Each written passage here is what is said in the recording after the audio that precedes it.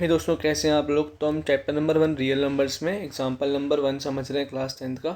इसमें लिखा है consider the numbers 4n where n is a natural number, check whether there is any value n for which 4n ends with digit 0। मतलब 4n में अगर मैं n की value कुछ भी पुट करता हूँ, बीट 0 1 2 3 4, कोई भी नेचुरल नंबर वो जो 1 से लेकर इन्फिनिट तक कोई भी नंबर एग्जिस्ट करता है उसको नेचुरल नंबर कहते हैं। तो किसी भी n वैल्यू के लिए क्या ये 4n कभी भी डिजिट 0 से एंड करेगा। देखो, अगर मैं n की जगह 1 पुट कर रहा हूँ मुझे मिलेगा 4, 2 पुट कर रहा हूँ मुझे मिलेगा 16, 3 पुट कर रहा हूँ मुझे मिलेगा 64, 4 पुट कर रहा हूँ मुझे मिलेगा 256।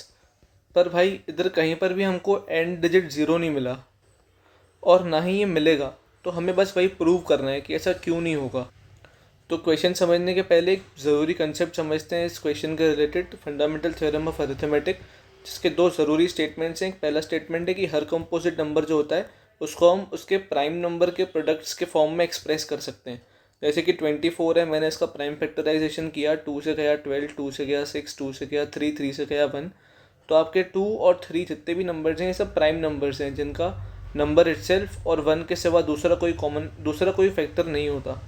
तो 3 बार मेरे को 2 मिला यहाँ पे, एक बार मेरे को 3 मिला। तो 24 का प्राइम फैक्टराइजेशन क्या है, 2 की पावर 3 डॉट 3 की पावर 1। तो हर कंपोजिट नंबर को उसके प्राइम फैक्टर के प्रोडक्ट में एक्सप्रेस किया जा सकता है। दूसरा स्टेटमेंट कहता है कि prime factorisation of every number is unique, कि हर नंबर का जो प्राइम फैक्टराइजेशन है वो यूनिक होता है। मतलब कि 24 को लिखने का तरीका सिर्फ यही है, अगर मैं इसमें कोई भी एक नंबर ऐड करता हूँ, सब्ट्रैक्ट करता हूँ, तो 24 चेंज हो जाएगा। 24 can be expressed only in the form of this. तो अब हम अपने क्वेश्चन पे आते हैं। By fundamental theorem of arithmetic 4 की power n can be expressed as, 4 को मैंने 2 इंटू 2 लिखा है प्रोडक्ट ऑफ इट्स प्राइम्स के लिए, और n पावर में है, ठीक है। तो 4 की पावर n इस फॉर्म में लिखा हुआ है, if the number 4n were to end with digit 0। अगर हमें डिजिट 0 से एंड कराना तो हमारे पास 5 एज अ फैक्टर होना चाहिए। देखो, कोई भी नंबर होता है ना, जैसे मैं 20 ले रहा हूँ और 30 ले रहा हूँ एग्जाम्पल के, 20 30 40 ये सब भाई देखो 0 से एंड कर रहे हैं। 0 से एंड करने के लिए ना 2 और 5 के फैक्टर्स होना बहुत ज़रूरी है। अगर आपके पास 2 और 5 दोनों साथ में नहीं है तो this number can never and with 0। देखो 5 2 से 10 बनेगा जो कि 0 बन के पीछे आएगा, ठीक है। तो 2 भी चाहिए और 5 भी चाहिए। पर क्लियरली हम यहाँ पे देख पा रहे हैं कि जो 4 की पावर n है, यहाँ पे 2 और 2 तो है पर 5 तो है नहीं। तो इफ़ द नंबर, अगर 4n को एंड करना था डिजिट 0 के साथ, it should have 5 as a prime factor. इसके अंदर 5 एज अ प्राइम फैक्टर होना ज़रूरी है। पर क्योंकि ये नहीं है, however this is not possible, क्योंकि ऐसा हो नहीं सकता।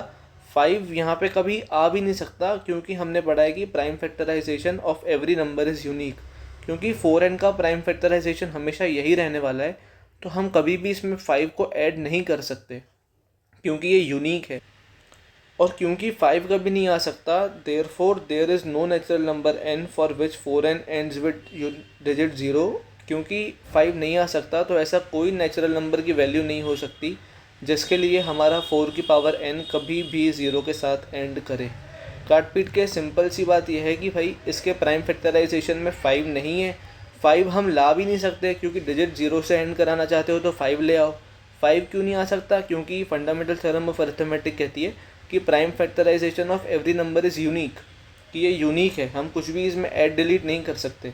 तो क्योंकि 5 नहीं आ सकता तो 4n कभी भी 0 से एंड नहीं कर सकता, क्योंकि जब तक 5 नहीं होगा तब तक 5 और 2 मिलकर 10 नहीं बनाएंगे, जिससे कि 0 आखिरी में आता है।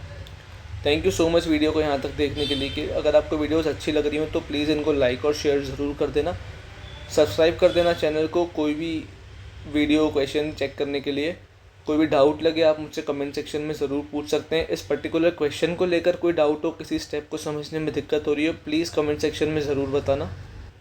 मैं हूँ आपका भाई, आपका दोस्त Bharat, wishing you a very happy learning ahead.